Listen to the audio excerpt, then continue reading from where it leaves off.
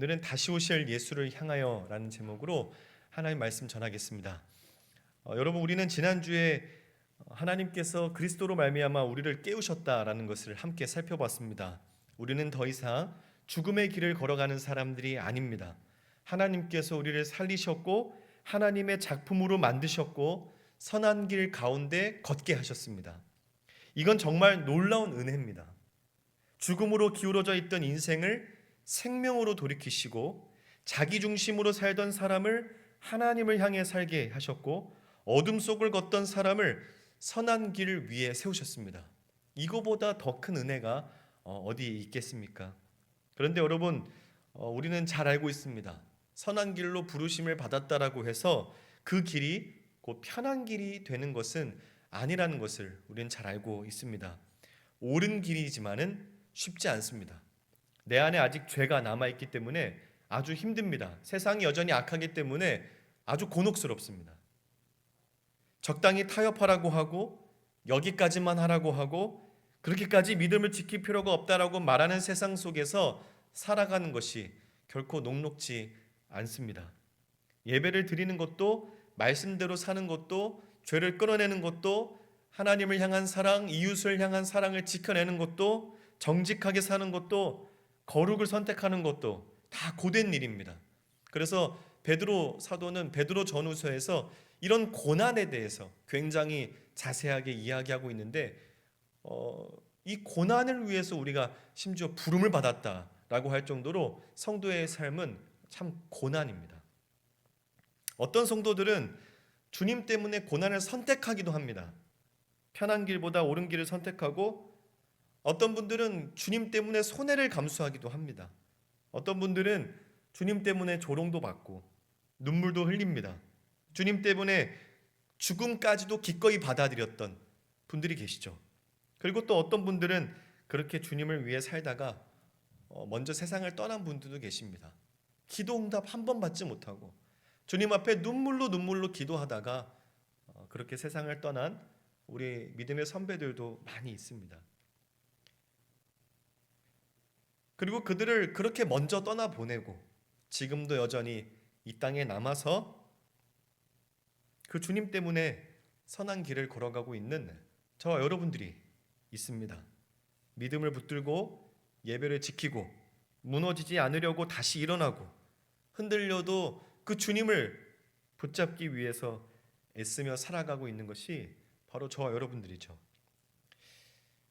제 중학교 친구와 한번 제가 인격적으로 예수님을 만난 후에 진지하게 좀 대화를 나눠볼 기회가 있었습니다. 저에게 그 친구가 물었어요. 너 왜 교회를 다녀? 너 왜 대체 예수를 믿어? 네, 전 저의 신앙을 고백했습니다.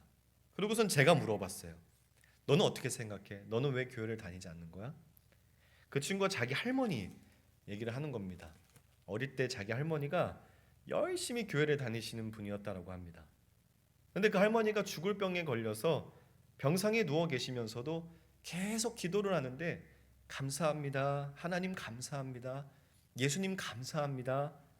자식들 기도, 손주들 기도하면서 그저 하나님 감사합니다. 감사합니다. 내용은 잘 기억이 나지 않지만은 그 할머니가 죽어가면서도 하나님께 계속 감사하다고 하는 것이 아주 마음에 들지 않았다라고 합니다. 당장 할머니 자신이 죽게 생겼는데 뭐가 그리 감사한지, 하나님은 왜 이렇게까지 하나님께 최선을 다하는 할머니를 죽게 내버려 두시는지, 자기는 그때가 원망스러워서 교회를 나가기 싫다고 했던 그 친구의 말이 기억이 납니다. 그러면 우리에게 질문이 생기죠. 그렇게 주님 때문에 살다가 먼저 잠든 성도들은 대체 어떻게 되는 것입니까? 주님 때문에 고난을 선택하면서 살던 사람들의 그 끝은 무엇입니까? 지금도 그 주님 때문에 고된 하루를 살아가고 있는 우리는 대체 무엇을 붙들고 살아가야 하냐는 것입니다. 바로 그 질문 앞에서 바울은 우리에게 말씀을 통해 아주 중요한 내용을 우리에게 가르쳐주고 있습니다. 오늘 함께 읽은 데살로니가전서 4장 16절은 이렇게 시작합니다. 주께서 친히, 헬라어 원어로 보면 주께서 친히라는 말이 가장 먼저 나오는데, 이 말이 우리에게 위로가 되는 것은 우리 주님이 오신다라는 말 때문입니다. 내가 사랑하는 그 주님, 나를 위해 오셨던 그분, 나를 위해 죽으셨던 그분, 나를 깨우셨던 그분이 내가 수많은 갈등 속에서도 결국은 놓지 않았던 그분이 친히 오신다라는 말이기 때문에 성도에게 위로가 되는 것이죠. 바울은 가장 먼저 이 문제를 앞두고 씨름하고 있는 성도들에게 가장 먼저 주님을 말합니다. 주님이 친히 오신다.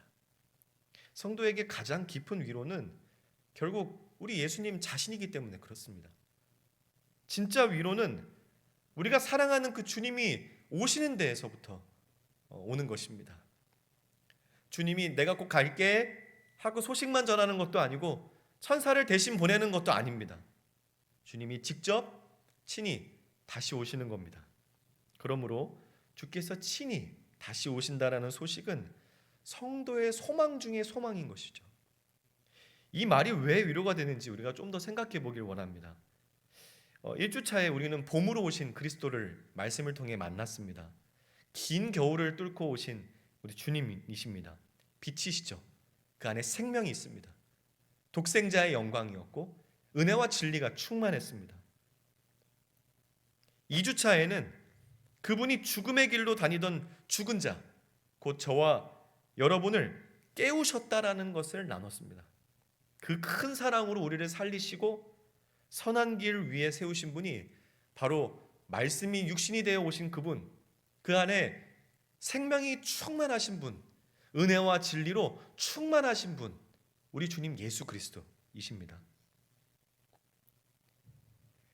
그렇다면 빛으로 오셔서 놀라운 사랑으로 나를 깨우신 분, 나로 하여금 죽음의 길에서 떠나 생명의 길, 선한 길로 다니게 하신 그분이 이 고난의 삶 속에서도 예수 한 분만을 위해서 참고 견디며 하늘 소망을 바라보던 우리에게 그 예수가 다시 오신다는 것이 어찌 위로가 되지 않을 수 있겠습니까? 주께서 친히 하늘로부터 강림하시리니 그분 때문에 고난을 선택한 성도들에게, 그분 때문에 세상과는 다르게 살아온 성도들에게, 그분 때문에 기꺼이 손해를 감수한 성도들에게 이 말은 너무도 큰 위로가 되는 것이죠. 그 주님 때문에 살아온 모든 날이 예수님 친히 다시 오신다는 말을 통해서 아무것도 헛되지 않았다라는 뜻이기 때문에 그렇습니다. 그 주님 때문에 견뎌온 모든 인내가, 그 주님 때문에 흘려온 모든 눈물이, 그 주님 때문에 버텨온 모든 순종이 마침내 우리 주님이 친히 오셔서 그 모든 것을 덮고도 남을 만한 위로로 가득 채워주실 줄 믿습니다. 바울은 이어서 이렇게 말합니다. 주께서 호령과 천사장의 소리와 하나님의 나팔 소리로 친히 하늘로부터 강림하시리니, 호령과 천사장의 소리와 하나님의 나팔 소리로, 이것은 몰래 오시는 것이 아니라 누구나 다 알 수 있듯이, 누구나 다 알도록 예수님께서 다시 오신다라는 말입니다. 그때 무슨 일이 일어나는 것입니까? 그리스도 안에서 죽은 자들이 먼저 일어난다. 여기서 중요한 것은 그리스도 안에서 죽은 자들이 먼저 일어난다라는 것입니다. 그냥 죽은 자들이 아닙니다. 그리스도 안에서 죽은 자들. 죽음이 그리스도와의 연합을 끊지 못한다라는 겁니다. 성도도 죽습니다. 성도도 육신이 호흡이 끊어집니다. 세상을 떠나요. 그렇다고 해서 우리 예수 그리스도와의 연합이 끊어지는 것은 아니라는 것입니다. 먼저 잠든 성도들이 여전히 그리스도 안에 있다라는 것이죠. 몸은 무덤에 있지만 그들은 여전히 주님께 속한 자들입니다. 그러니 끝난 것이 아니죠. 실패한 인생 아닙니다. 저거 봐, 예수 믿다가 저거 뭐야, 그냥 죽어버렸네. 아무것도 이루지 못하고. 그러나 어리석은 인생이 아닌 것이죠. 바울은 먼저 일어난다라고 말합니다. 예수께서 다시 오실 때 주님이 오시기 전에 먼저 세상을 떠난 성도들 때문에 흔들리고 있었던 이 데살로니가 교회를 향하여서 이 먼저라는 것을 강조하고 있습니다. 데살로니가 교회는 자기들과 똑같이 믿음을 가지고 있다가 당시의 박해나 여러 가지 핍박 때문에 먼저 세상을 떠난 성도들이 있었습니다. 그래서 그들 때문에 이 교회 성도들은 굉장히 흔들리고 있었습니다. 그들은 대체 뭔가? 우리가 살아남은 것이 좋은 건가? 그들은 헛된 인생을 살았던 것인가? 나도 그들처럼 잊혀지고 놓쳐지고 버려진 인생이 되는 것은 아닐까? 혹시 살아있는 우리가 잘한 걸까? 계속 살아남으려고 노력해야 되는 것일까? 바울은 그리스도 안에서 죽은 자들이 먼저 일어난다고 말씀하고 있습니다. 그러니 먼저 잠든 성도들을 두고 소망 없는 사람들처럼 슬퍼하지 말라는 것입니다. 주님 때문에 살다가 먼저 잠든 사람들은 결코 손해본 인생이 아닙니다. 주님 다시 오실 때 가장 먼저 일어나게 될 것입니다. 그리고 17절의 말씀입니다. 그 후에 우리 살아남은 자들도 그들과 함께 구름 속으로 끌어올려 공중에서 주를 영접하게 하시리니, 먼저 그리스도 안에서 죽은 자들이 다시 살아나고 그 후에 살아있는 자들에게 어떤 일이 일어납니다. 어떤 일이 일어납니까? 공중에서 주님을 영접하게 되는 일이 일어난다라는 것입니다. 중요한 것은 여기에 여전히 그들과 함께라는 표현이 나온다는 것이죠. 먼저 그 죽었다가 먼저 살아난 그들과 함께. 성도의 소망은 개인적이지 않습니다. 혼자 잘 되는 것이 아니에요. 먼저 잠든 성도들과 지금 살아있는 성도들이 다시 함께 주를 맞이하게 되는 것. 찢어진 것 같았던 공동체가 다시 하나가 되는 것입니다. 죽음이 갈라놓은 것 같았던 성도들이 그리스도 안에서 다시 함께 서게 되는 것. 그것이 바로 재림입니다. 예수님 재림하실 때 일어나게 될, 우리가 보게 될, 우리가 겪게 될 그런 일이에요. 이 사실은 데살로니가 교회에 있어서 참으로 위로가 되는 소식이었습니다. 예수 믿다가 먼저 세상을 떠난 성도들 우리가 다시 만날 수 있구나. 그들이 먼저 살아나고 우리도 주님을 함께 공중에서 영접하게 되는구나. 참 다시 한번 용기를 얻게 되고 다시 주님을 위해서 끝까지 믿음을 붙들고 살아가게 될 동력이 되었던 아주 중요한 말씀이죠. 이 자리에 있는 여러분 가운데도 믿음으로 살다가 먼저 떠나보낸 이름들이 있을 겁니다. 부모가 있을 수 있고 또 가족, 또 자녀, 함께 예배하던 친구, 성도들이 있을 겁니다. 그런데 바울은 말합니다. 그들은 결코 끝난 것이 아니라고 말합니다. 그들과 함께 주를 맞이하게 될 것이라고 우리에게 말씀하고 있습니다. 재림이라는 것은 이제 공동체의 완성인 것이죠. 혼자 살아남는 날이 아니라 그리스도 안에서 다시 함께 서는 날이 됩니다. 그리고 결국 죽었다가 살아난 자들, 살아남아 있던 자들에게 그토록 원하던 소망이 이루어집니다. 우리 17절 말씀 우리 다시 한번 읽어보겠습니다. 시작.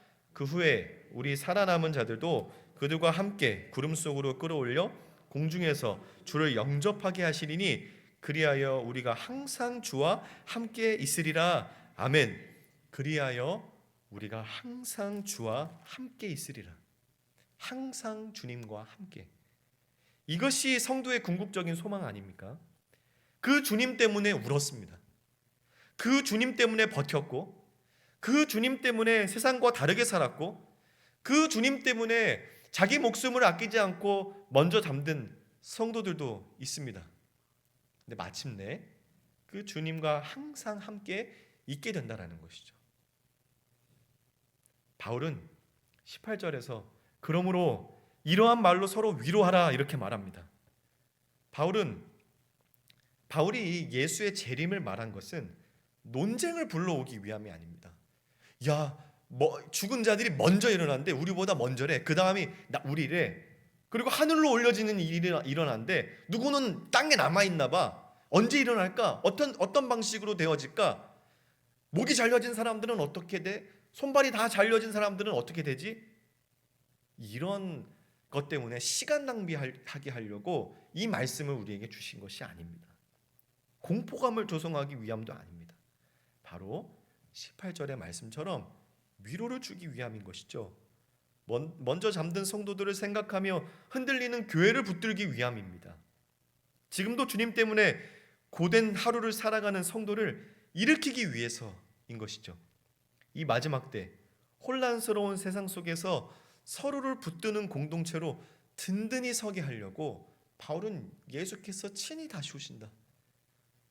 주 안에서 먼저 죽은 자들이 다시 살아나는 그런 일이 있을 것이다. 그 후에는 우리도 그들과 함께 공중에 끌어올려져서 우리 주님을 영접하게 되어 주님과 항상 함께 있는 날이 반드시 오게 될 것이다. 사랑하는 여러분, 주님이 친히 다시 오신다라는 소식이 여러분들에게는 얼마나 위로가 됩니까? 주님의 재림이 다시 버틸 힘이 되고 다시 살아갈 동력이 되고 넘어졌다가 다시 일어날 용기가 되기 위해서는 그 주님이 정말로 우리가 사랑하는 대상이어야 되지 않겠습니까? 그 주님이 친히 다시 온다라는 소식이 우리에게 참으로 소망이 되려면은 정말 그 주님을 기다리고 있어야 되는 것 아니겠습니까? 참으로 그 주님 때문에 고난 가운데 있으면서도 여전히 주님을 위해서 내 자신을 내어놓는 그 몸부림이 있어야 그 주님이 다시 오신다라는 그 소식이 위로가 되고 소망이 되고 기쁨이 되지 않겠습니까? 우리는 우리를 위해서 빛으로 생명으로 오셔서 죽기까지 순종하신 예수님, 부활하셔서 하늘 보좌에 앉으시고 약속하신 대로 성령을 보내셔서 우리로 예수 믿고 예수 안에서 복된 인생을 살게 하신 그 예수께서 다시 오신다라고 약속하신 그 시간을 통과하고 있습니다. 예수님 약속하신 대로 반드시 다시 오십니다. 그 소식이, 그분의 다시 오심이 우리에게 참으로 위로가 되기를 주님의 이름으로 축복합니다. 이제 5장으로 가면 바울이 이렇게 말합니다. 1절에 형제들아 때와 시기에 관하여는 너희에게 쓸 것이 없음은, 바울은 재림을 말했지만 성도들의 시선을 타임테이블로 끌어가지 않습니다. 우리가 이제 마지막 때를 살다 보면은 예수님의 재림을 이야기하면서 유튜브나 이런 컨텐츠 가운데 굉장히 공포감을 조성하고 언제 이런 일이 일어난다, 지금 이러한 일이 일어나는 거 보니까 예수님께서 몇 날 몇 시에 오실 것이다, 막 이렇게 허황된 이야기들 하는 것들, 공포감을 조성하는 그런 컨텐츠들이 많이 등장하는데 사도 바울의 의도는 그런 것이 아닙니다. 언제입니까? 어떻게 됩니까? 하는 질문에 중심을 두지 않는 것이죠. 왜냐하면 바울의 관심은 다시 오실 주님을 맞이하는 성도를 바르게 세우는 데 있기 때문에 그렇습니다. 2절에 주의 날이 밤에 도둑같이 이를 줄을 이미 성도들은 알고 있다라고 말하고 있습니다. 그날은 인간이 예측할 수 있는 날이 아닙니다. 늘 깨어 있어야 하는 날이죠. 그러나 3절을 보면 성도가 아닌 자들에게 재림이 어떠한 날이 될 것인지를 말씀합니다. 그들이 평안하다 안전하다 할 그때에 임신한 여자에게 해산의 고통이 이름같이 멸망이 갑자기 그들에게 이르리니 결코 피하지 못하리라. 아멘. 그들이 평안하다 안전하다 할 그때에, 이거 굉장히 무서운 말입니다. 나 괜찮아. 세상은 늘 자기 방식의 평안을 말합니다. 하나님 없이도 괜찮다라고 말합니다. 하나님 없이도 안전하다라고 말합니다. 문제없다고 말합니다. 이대로면 괜찮다라고 말합니다. 야, 하나님 있으면 나와보라 그래. 이렇게 말하는 분들도 계세요. 야, 지옥 가지고 내가 갈게. 이렇게 얘기하는 분들도 계십니다. 굉장히 무서운 말이에요. 그런데 그 평안은 가짜 평안입니다. 하나님이 없는 평안이고 어둠 가운데 아무것도 보지 못하는 눈먼 평안입니다. 그래서 갑자기 멸망이 그들에게 이르리니 라고 바울은 말하는 것이죠. 어둠 가운데 있는 자들에게 재림은 그렇게 옵니다. 멸망처럼 눈이 보이지 않기 때문에 깜짝 놀라는 것이죠. 준비되지 않은 사람에게 들이닥치는 강도처럼 오는 것입니다. 왜 그러는 것입니까? 눈이 멀었기 때문에, 하나님 없이 살아가기 때문에, 준비되지 않았기 때문에, 깨어있지 않기 때문입니다. 하나님 없이도 괜찮다고 주님을 기다리지 않으면서 죽음 가운데 헤매는 인생이기 때문에 멸망처럼 당하는 것이죠. 그런데 성도들에게는 어떻습니까? 4절입니다. 우리 같이 한번 읽어보겠습니다. 4절의 말씀 시작. 형제들아 너희는 어둠에 있지 아니하며 그날이 도둑같이 너희에게 임하지 못하리니. 아멘. 앞서 2절에서는 주의 날이 도둑같이 이른다라고 말했습니다. 너희가 이걸 잘 알고 있다라고 말했습니다. 그런데 4절에서는 또 도둑같이 이르지 못한다 이렇게 말하고 있습니다. 모순입니까? 그렇지 않은 것이죠. 그렇다면 바울은 세상은 모르지만 성도는 재림의 날짜를 어느 정도 예측할 수 있다 이렇게 얘기하는 것입니까? 그것도 아닙니다. 그날은 여전히 갑작스럽게 오는 것이죠. 성도도 그날을 정확하게 계산하지 못합니다. 그때와 시기는 오직 아버지만이 아세요. 그렇다면 무슨 뜻입니까? 너희는 어둠에 있지 아니하며. 이것이 아주 중요한 키워드가 됩니다. 성도는 죽음의 길에서 떠나 빛 가운데 선한 길로 생명을 향해서 걸어가는 사람들입니다. 성도는 밝히 봅니다.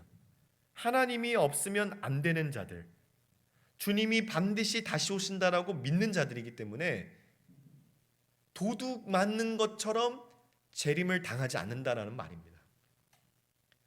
같은 재림입니다. 그런데 어떤 사람들에게는 도둑처럼 와서, 강도처럼 와서 덮치듯이 임하고, 어떤 이들에게는 그렇게 덮치듯이 임하지 못한다는 겁니다. 어둠 가운데 있는 자들에게 재림은 멸망입니다. 대비하지 못했기 때문에. 그러나 성도에게는 재림은 멸망도 마른 하늘의 날벼락도 아닙니다. 왜냐하면 성도는 어둠 가운데 있는 사람들이 아니라 이미 빛 가운데 속한 자들, 빛의 자녀들이기 때문에 그렇습니다. 성도는 잠든 존재가 아니라 깨어서 주님을 기다리는 존재이기 때문에 강도 만난 것처럼 재림을 마주하지 않습니다. 그 이유가 무엇입니까? 바울은 5절에서 이렇게 말합니다. 같이 한번 읽어보겠습니다. 5절입니다. 너희는 다 빛의 아들이요 낮의 아들이라. 우리가 밤이나 어둠에 속하지 아니하나니. 아멘. 굉장히 중요한 말씀이에요. 바울은 재림이 예수님께서 오실 때 도둑처럼 임하니까 너희 깨어 있어. 이 말씀부터 우리에게 주시지 않습니다. 우리의 정체성을 먼저 일깨워 주시는 것이죠. 너희는 빛의 자녀다. 너희는 낮에 속한 사람이다. 다시 말해서 성도는 이미 빛의 자녀이기 때문에 재림을 다르게 맞이한다는 것입니다. 여기서 우리가 함께 나눴던 1주차와 2주차가 다시 연결이 되는 것이죠. 1주차에 우리는 빛으로 오신 그리스도 예수님을 만났습니다. 2주차에 우리는 그분이 우리를 깨우셨다는 것을 보았죠. 그렇다면 이제 3주차에 와서는 우리에게 너무도 자연스러운 내용으로 이어집니다. 너희는 빛의 자녀다. 깨어난 우리는 빛의 자녀입니다. 빛으로 오신 예수님이 우리를 깨우셨으니 우리 당연히 빛의 자녀죠. 빛으로 오신 예수님께서 나를 깨우셨기 때문에 나는 이제 빛에 속한 사람입니다. 주의 날이 어둠의 사람들에게 멸망처럼 덮칠 수는 있어도 빛 가운데 속한 성도들에게는 그렇게 덮치지 못하는 것이죠. 사랑하는 여러분, 우리는 가끔 재림을 생각할 때 두려움을 느끼기도 합니다. 나는 괜찮을까? 나는 준비되었나? 나에게 예수님의 재림이 멸망처럼 임하면 어떡하지? 마음 한켠에 이런 두려움이 있는 것이죠. 그러나 우리는 하나님께서 성경을 통해서 우리에게 말씀하시는 것은 아니야. 너희는 빛의 자녀야. 우리는 그날에 멸망을 경험하지 않습니다. 우리는 그날에 주님을 영접하게 될 것입니다. 주님과 함께 영원히 거하는 자들로 주님 공중으로 들려 올려질 것입니다. 우리 성경에 하나님께서 우리에게 주시는 위로의 말씀이에요. 그렇다면 빛의 자녀로 재림을 밝히 알고 기다리는 우리는 그때까지 어떻게 살아야 되겠습니까? 바울은 6절에 와서야 성도가 어떻게 살아야 할지를 말합니다. 우리 같이 한번 읽어보겠습니다. 시작. 그러므로 우리는 다른 이들과 같이 자지 말고 오직 깨어 정신을 차릴지라. 아멘. 너희는 빛의 자녀다. 밤이나 어둠에 속한 자들이 아니다. 그러므로 깨어 정신을 차리라 라고 말합니다. 술에 취한 사람처럼 의식이 흐려지지 말라는 것이죠. 바울이 말하는 깨어있음은 아주 맑은 분별의 상태입니다. 절제된 것이에요. 하나님 앞에서 의식이 분명한 상태입니다. 8절에서 정신이 깨어 정신을 차린다라는 것이 어떤 것인지를 말씀하는데, 우리는 낮에 속하였으니 정신을 차리고 믿음과 사랑의 호심경을 붙이고 구원의 소망의 투구를 쓰자. 이건 아주 중요한 말씀입니다. 바울은 재림을 기다리는 성도의 선한 걸음을 산책이나 어떤 산보, 트레킹 이 정도로 이야기하지 않습니다. 전쟁의 이미지를 사용하는 것이죠. 행군하는 군인입니다. 예수님 다시 오실 걸 아니까 우리 그냥 흘러가는 대로 살면 되겠다. 그게 아니라는 것입니다. 깨어있지 않으면 무너질 수 있고, 무장하지 않으면 찔릴 수 있고, 정신 차리지 않으면 쉽게 흔들릴 수 있다는 것입니다. 성도는 맨몸으로 버티는 그런 사람들이 아닙니다. 전신갑주를 입고 무장해야 됩니다. 그런데 중요한 것은 바울이 무엇으로 무장하라고 말하는가 하는 것입니다. 믿음과 사랑의 호심경을 붙이고 구원의 소망의 투구를 쓰라라고 말합니다. 믿음, 사랑, 소망, 이 세 가지로 무장하라는 것이죠. 다시 말하면 성도는 믿음, 소망, 사랑으로, 믿음, 사랑, 소망으로 자신을 지키면서 살아야 됩니다. 근데 왜 호심경입니까? 호심경은 가슴을 지키는 갑옷입니다. 몸의 중심을 보호하죠. 심장을 지킵니다. 전쟁에서 여기가 뚫리면 즉사예요. 치명적입니다. 살아나기가 어렵습니다. 그런데 바울은 여기에 믿음과 사랑을 붙입니다. 왜 그렇습니까? 믿음이 무너지면 사람 자체가 무너지고, 하나님을 향한 신뢰가 무너지면 중심이 무너지는 것입니다. 사랑을 잃어버리면 사람이 그냥 무너져 버립니다. 하나님을 향한 사랑도 식어버리고 이웃을 향한 사랑도 식어버리고, 그러면 남는 것이 무엇입니까? 냉소, 자기 계산, 자기 중심입니다. 그러니 믿음과 사랑은 성도의 중심을 지키는 갑옷입니다. 하나님을 믿는 믿음이 나의 중심을 지키고, 하나님과 이웃을 향한 사랑이 나의 삶을 지켜가는 것이죠. 그래서 바울은 믿음과 사랑의 호심경을 붙이라라고 말합니다. 성도는 믿음으로 중심을 지키고 사랑으로 삶의 방향을 지키며 살아야 한다는 것입니다. 그렇다면 왜 투구입니까? 투구는 머리를 지키는 장비입니다. 판단과 시야를 지키는 것이죠. 머리가 무너지면 다 무너집니다. 생각할 수도 없고 판단할 수도 없습니다. 지금만 보게 되는 것이죠. 오늘의 고난만 보게 됩니다. 오늘의 손해만 보게 되고 내가 오늘 흘린 눈물만 보게 되는 것입니다. 그래서 바울은 구원의 소망의 투구를 쓰라고 말합니다. 소망은 막연한 낙관이 아닙니다. 잘 되겠지, 어떻게든 되겠지, 그것이 아니라 바울이 말하는 소망은 하나님이 약속하신 구원의 완성에 대한 확신입니다. 주께서 다시 오신다. 우리는 주와 함께하게 된다. 지금의 고난이 결코 끝이 아니다. 지금의 눈물이 마지막이 아니다. 이것이 구원의 완성에 대한 확신입니다. 그 소망이 머리를 지켜야 됩니다. 그 소망이 우리의 생각과 판단, 우리의 시야를 지켜야 되는 것이죠. 그래서 성도는 구원의 소망으로 생각을 지키며 살아야 됩니다. 지금만 보고 무너지지 않을 수 있도록, 오늘만 보고 낙심하지 않을 수 있도록, 그 끝에 주님 예수 그리스도께서 다시 오셔서 우리 영접하실 것이라는 그 사실로 자기 생각을 붙들어야 됩니다. 이 믿음, 사랑, 소망이라는 단어는 갑자기 나온 것이 아닙니다.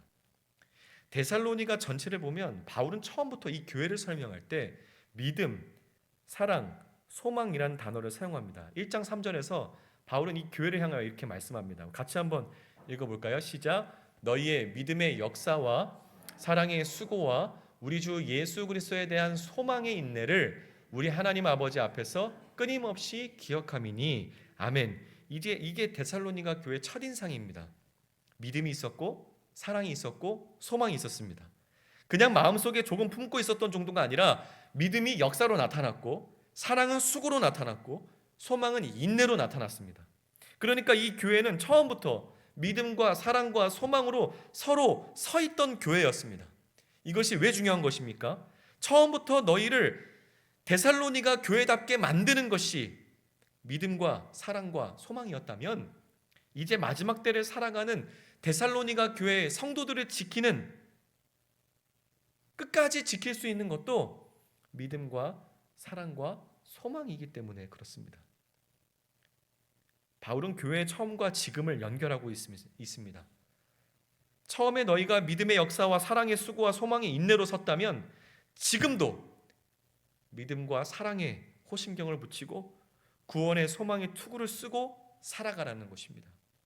처음부터 끝까지 성도를 붙드는 것은 이렇다 저렇다 하는 세상의 정보가 아니라 믿음과 사랑과 소망이라는 것입니다. 우리의 믿음은 삶을 움직이는 힘이고, 사랑은 수고하게 만드는 힘이고, 소망은 지금을 견디게 하는 힘입니다. 그러니 성도는 믿음으로 서고 사랑으로 섬기고 소망으로 견디는 사람입니다. 이것이 바울이 데살로니가 교회에 처음부터 끝까지 기대한 모습인 것이죠. 다시 오실 주님을 기다리는 삶은 막연하지 않습니다. 가만히 기다려 이것이 아닙니다. 믿음으로 기다리는 것입니다. 사랑으로 기다리는 것입니다. 소망으로 기다리는 것입니다. 믿음으로 역사가 나타나는 것을 보면서 우리 중심을 지키고, 사랑으로 수고하면서 계속 움직이고, 구원의 소망으로 생각과 시야를 지키면서 끝까지 버티는 것입니다. 제가 다큐 3일이라는 다큐멘터리를 보는데 한 청년 버스 기사님이 나왔습니다. 본래 그 청년은 보컬 전공으로 대학을 졸업했다고 합니다. 그런데 어찌저찌 해서 이제 생계를 위해 버스 기사를 하고 있는 것이죠. 아마도 노래하면서 자신의 인생을 걸어갈 미래를 꿈꿨겠죠. 그 청년에게 PD가 노래 한 곡을 부탁했습니다. 다큐 3일과 청년, 꿈 이런 것들이 연결하면 어떤 노래가 떠오르세요? 그 청년이 입시곡으로 불렀던 곡을 이야기했습니다. 강산의 시의 거꾸로 강을 거슬러 오르는 저 힘찬 연어들처럼. 제가 설교니까 직접 불러드리기는 그렇고 가사만 불러드리겠습니다. 흐르는 강물을 거꾸로 거슬러 오르는 연어들의 도무지 알 수 없는 그들만의 신비한 이유처럼, 그 언제서부터인가 걸어가는 이 길, 앞으로 얼마나 더 많이 가야만 하는지, 여러 갈래 길 중 만약에 이 길이 내가 걸어가고 있는 돌아서 갈 수밖에 없는 꼬부라진 길일지라도 딱딱해지는 발바닥 걸어가다 보면 저 넓은 꽃밭에 누워서 난 쉴 수 있겠지. 막막한 어둠으로 별빛조차 없는 길일지라도 포기할 수는 없는 거야. 걸어가다 보면 뜨겁게 날 위에 부서진 햇살을 보겠지. 사랑하는 여러분, 우리는 죽음의 길에서 선한 길로 옮겨졌습니다. 그러나 이 길이 고단할 때 우리는 무엇으로 버팁니까? 대체 무엇으로 버텨야 됩니까? 아주 적극적이고 능동적인 믿음과 사랑과 소망으로 버티고 견디고 전진합니다. 그러니 바울이 말하는 깨어있음은 추상적인 것이 아닙니다. 믿음으로 출근하고 사랑으로 하나님과의 관계, 인간관계를 지키고 소망으로 다시 기도하고 하루를 견뎌나가는 아주 그런 일상적인 성도의 하루하루입니다. 그리고 바울은 격려합니다. 지금까지 바울은 막 재림, 멸망, 정신차림, 무장에 관한 이야기를 했습니다.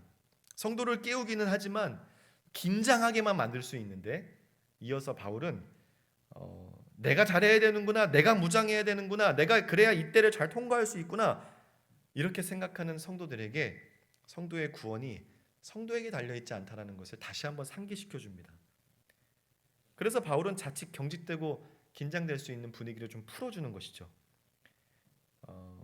우리 같이 한번 읽어보겠습니다. 오늘 10절에 9절의 말씀 우리 같이 한번 읽어보겠습니다. 시작. 하나님이 우리를 세우심은 노하심에 이르게 하심이 아니요 오직 우리 주 예수 그리스도로 말미암아 구원을 받게 하심이라. 아멘. 우리의 구원은 하나님께서 이미 정하셨다는 말입니다. 무엇으로 구원하십니까? 오직 우리 주 예수 그리스도로 말미암아. 10절에는 예수께서 우리를 위하여 죽으사 이렇게 말씀하고 있습니다. 왜 우리가 그날을 두려움이 아니라 위로로 맞이할 수 있습니까? 왜 우리가 깨어서 살 수 있는 것입니까? 왜 우리가 이 고된 길을 계속 걸어갈 수 있습니까? 예수께서 우리를 위하여 죽으셨기 때문입니다. 다시 오실 주님은 우리를 위해 죽으셨던 그 주님입니다. 그러니 그 오심은 성도에게는 멸망이 아니라 구원의 완성입니다. 그분 때문에 살아온 날들의 위로요, 보상이요, 소망이 되는 것이죠. 그분 때문에 버틴 인내의 완성입니다. 그분 때문에 감수한 손해와 눈물의 완성인 것이죠.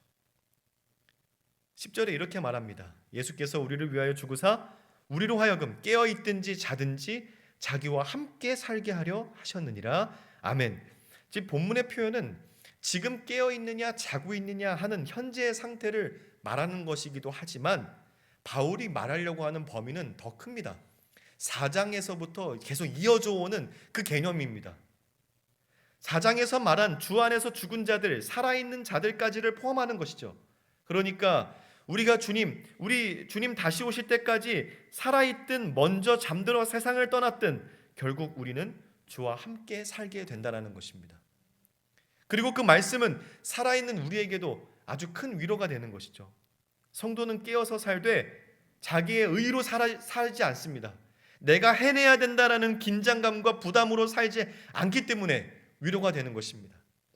하나님의 구원 작정과 예수 그리스도의 죽으심 위에 서서 믿음과 사랑과 소망으로 오늘도 우리는 살아갑니다. 그래서 바울은 마지막에 그러므로 피차 권면하고 서로 덕을 세우기를 너희가 하는 것 같이 하라라고 말합니다. 종말론은 공동체적입니다. 서로 붙드는 삶으로 나아가는 것이죠. 혼자 버티는 신앙이 아닙니다. 서로 권면하는 신앙, 서로 세워주는 신앙입니다. 선한 길은 혼자 걸으면 지칩니다. 고된 길을 혼자 버티면 무너지게 되어 있습니다. 그래서 바울은 서로 위로하라, 서로 권면하라, 서로를 세워라. 바른 재림신앙은 사람을 불안하게 하는 것이 아니라 교회를 세워갑니다. 사람을 혼자서 신앙생활하도록 고립시켜가는 것이 아니라 함께 걷게 하는 것이죠. 사랑하는 여러분, 여러분들이 신앙생활하는 친구들 교회는 어떤 공동체입니까? 지금까지 어떤 공동체였습니까? 적어도 제가 본 친구들 교회는 함께 가는 공동체입니다. 한 분 한 분 격려하고 사랑하고 세워주면서 그렇게 가는 공동체예요.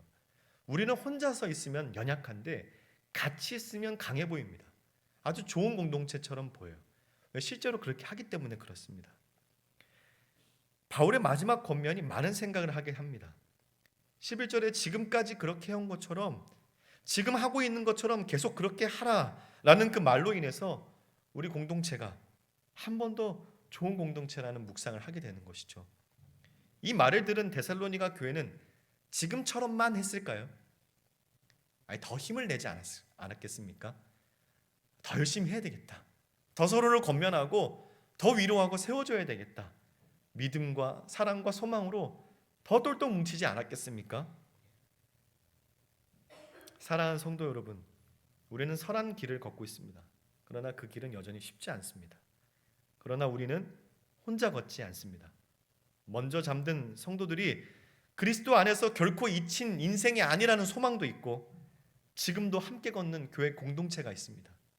그리고 무엇보다 그 길의 끝에 우리 주께서 친히 다시 오십니다. 그렇기 때문에 오늘 이 말씀이 우리 안에서 분명해질 수 있기를 바랍니다. 주님을 위해 살아온 날은 결코 헛되지 않습니다. 주님 때문에 감수한 손해는 결코 헛되지 않습니다. 주님을 위해 견딘 순종은 헛되지 않는 것이죠. 그 눈물도 헛되지 않습니다. 주님이 친히 오십니다. 그리스도 안에서 죽은 자들이 먼저 일어납니다. 살아있는 자들도 그들과 함께 주님을 맞이합니다. 우리가 살아있든 먼저 잠들었든 결국 주님과 함께 살게 되는 것입니다. 우리는 어둠의 사람이 아닙니다. 빛의 자녀입니다. 이미 깨어진 인생입니다. 그러므로 두려움이 아니라 소망으로 사시기를 바랍니다. 깨어서 정신 차리고 무장하여 믿음과 사랑, 소망으로 사십시오. 사랑하는 여러분, 우리는 혼자가 아닙니다. 결코 혼자 버티지 마십시오. 그러므로 피차 권면하고 서로 덕을 세우기를 너희가 하는 것 같이 하라. 이게 마지막 때를 사는 교회의 모습입니다. 서로 붙드는 것이죠. 서로 일으키는 것입니다. 서로 권면하는 것입니다. 이 고된 길을 함께 걷는 것이죠. 주님이 오십니다. 그분이 친히 오실 겁니다. 다시 오실 예수를 향하여 오늘도 깨어서 서로 끌어주고 당겨주면서 끝까지 걸어가는 우리 모두가 되기를 주님의 이름으로 축원합니다.